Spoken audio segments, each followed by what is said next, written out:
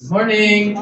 Saya ng kanta papuri sa Panginoon. Alam niyo mga kapatid, ang ginagawa nating pagkanta nito hindi masasayang kasi tayo mga performers tayo, siya ang audience natin. Nakikita niya tayo kaya hindi na sasayang. Kaya nag-glorify natin siya. Amen! Amen.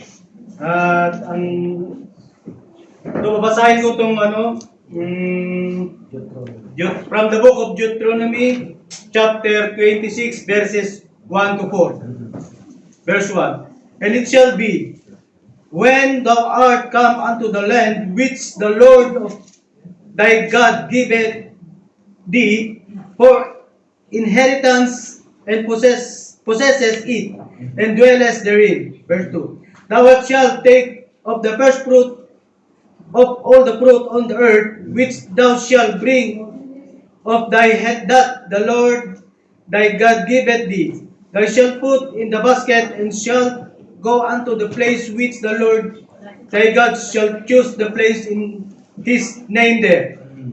And thou shalt go unto the priest that shall be in those days, and say unto him, I profess this day unto the Lord thy God, that I am come unto the country which the Lord swear unto our fathers for to give us.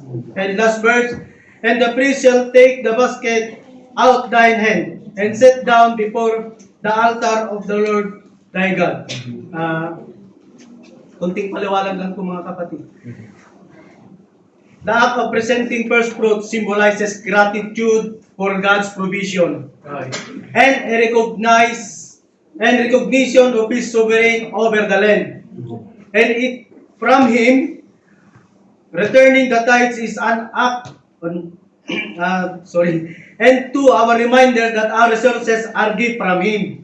Returning the tithes is an act of acknowledging His ownership. Mga kapatid, kumbaga binabalik lang natin ang kanyang mga blessings sa araw-araw sa atin. Paalala. Ito mga kapatid, hindi obligasyon, kaya lang bilang pag-alala sa mga araw-araw na binablessing sa atin ng Panginoon. Alam naman natin na lahat na nandito sa mundo ay sa Kanya, di ba? Kaya tayo yung mga tumayo, tayo manalangin mga kapatid. Amen. Praise God.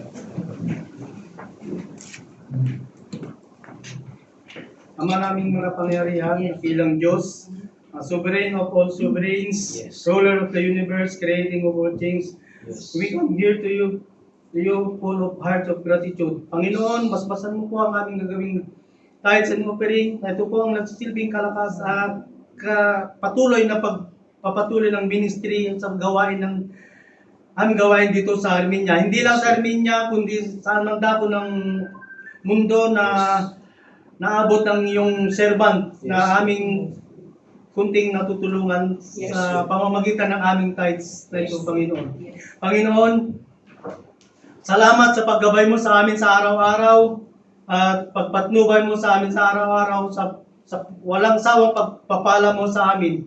At binabalik namin ang papuri at pasasalamat sa pangalan po ng aming Panginoong Jesucristo na nagbuwis ng buhay, namatay sa krus upang magtubos ang aming kasalanan dito sa buong mundo. Amen. Amen.